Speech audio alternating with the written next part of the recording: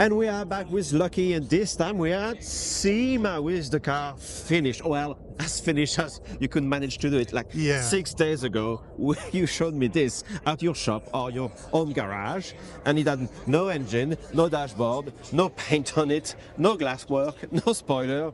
I don't even know if there were wheels, but how did you manage to do it in 6 days? It was probably the most stressful days. It was 16-hour days, but we were able to pull everything off just in time for SEMA. So we got the 2JZ installed, which I'll show you here. Oh, let's have a look. Oh, wow, that's a huge, actually there's a lot of room. Yeah, I mean, I couldn't believe how big the engine bay was. We can put all kinds of different platforms, LS, Coyote, whatever else. And so we're able to stuff that in, do all the custom suspension. Yep. We were able to install all that. We have the intercooler, pretty much everything done here. And then we had actually only 4 days because we had to actually take a day to take it to the wrap place. Yeah. So right. shout out to our wrap guys, Purple Flare. They wrapped the whole car in literally a day, which was absolutely insane. And so right after it got wrapped, we installed the glass the same day. And then basically, like you said, slapped everything together just to make it in time for SEMA. So this Copart 60-day challenge was an absolute nightmare, but we were able to get everything done. We got pretty much the installer done. We just got to do some brake lines.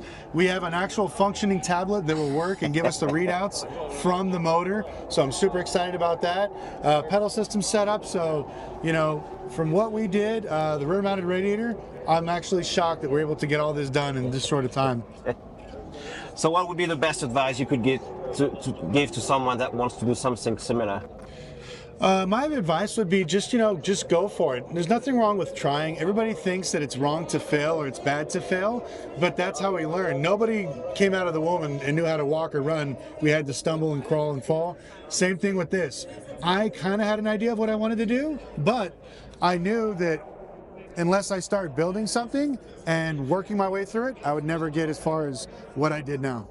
And something we haven't mentioned, but you brought this car, again, only in a few days, but you did another car for SEMA. Yeah, actually, technically, we were going to have 3. The Mercedes 6x6, which unfortunately is stuck in paint. And we also have a lifted turbo smart car at the Hankook booth, which is absolutely awesome. Hopefully you can show your fans that. All right. It's a super cool car. So what's the plan now after SEMA? You want to finish this yesterday? Yes. And what will be maybe the next project you'll be doing for your 60-day channel? I think challenge? We're probably going to do something with maybe the other way from, we've already taken an EV and put a gas engine. Maybe we find a gas car and we put an EV engine into it. So we may switch it up this time, not really sure, but only time will tell. Our big thing is we just want to get this on the track and actually put some hot laps in it to see how it's running. All right. I know a lot of people are always asking, like, why do you do certain things when you're building? So these are not even wheels, these are actually caps, these are aero discs. The reason why we did this is not only for looks, but as we start racing, we're gonna be bumping off of stuff. So there's no point in actually spending all this money, buying really nice wheels. Also, the whole front end everything is fiberglass and it comes off fairly quickly. The reason why we did this is because we know as we go to the racetrack or we go drifting, we're gonna bang this thing up. This is actually gonna be a real race car. What we have in store now is pretty much to finish out the target top, because this is actually a roadster. So we're gonna go ahead and finish this out with carbon fiber. There's a roof that's gonna go over that. We did have one built for SEMA, but unfortunately it was a ½ inch too short. You can see all the way down there. So this is my beautiful plexiglass. So if somebody tells you can't bring something last minute to SEMA, this is totally proof. I got to give a huge shout out to Corbo Seats. They actually gave us these racing seats. I didn't realize how important it was to find a good seat. I was a little bit too fat and I couldn't fit into most racing seats. So I got an extra large seat and they're able to squeeze me in. And one of the other things we're probably going to do is, if you look right here, the body paneling, we're actually going to cut this. I'm going to drop this down and the trim will be perfectly level. We just didn't have enough time to do it's basically a V cut. We cut out a V and then we drop it down and the trim will line up perfectly. So that's just something I want to do because my ADHD is kicking in. But unfortunately, we only had 60 days, so we had to do what we had to do. Now, the wing, a lot of people ask me, like, why did I put the wing? And I wanted to show people that this was a race car and it was something different. Because as soon as you see the taillights, most people say, yes, that's a Tesla. But I wanted to show it, like, in some other form, like almost like a race car.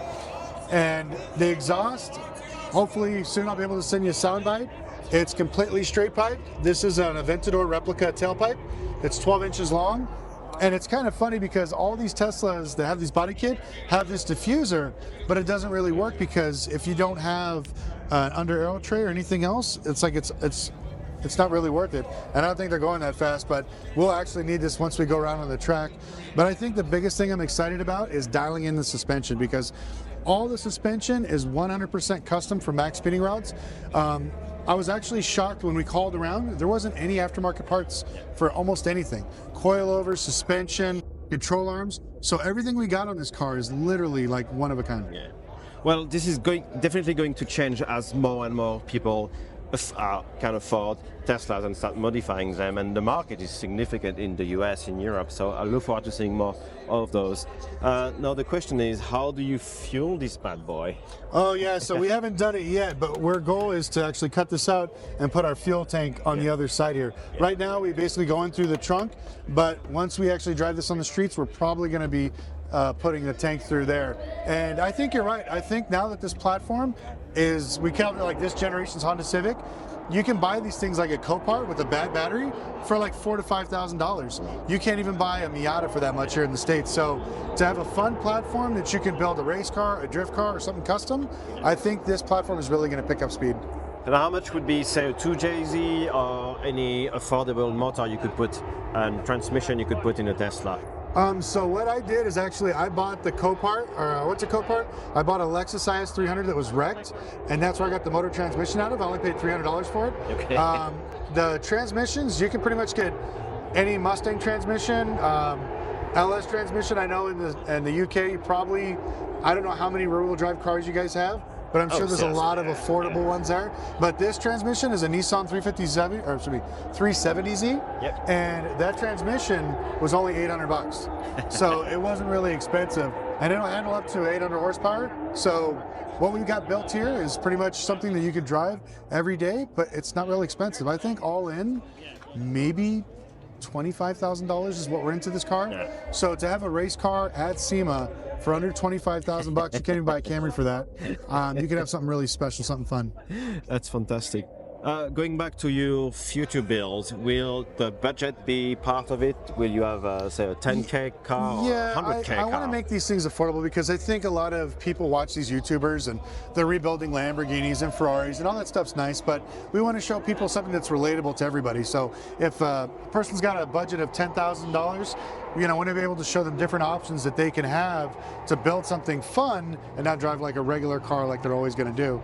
So I think the next few builds are going to be probably different levels, 5,000, 10,000, 15,000, and maybe we'll do a $25,000 or $30,000 build, something that will really showcase how crazy you can get with $30,000. All right. Well, we'll come back to visit you and hopefully see this on the track sooner than later, and maybe take it for a spin. Oh, so guys, 100%. if you like what you saw today, let us know in the comments below and leave us a like. And guys, we'll see you in the next one.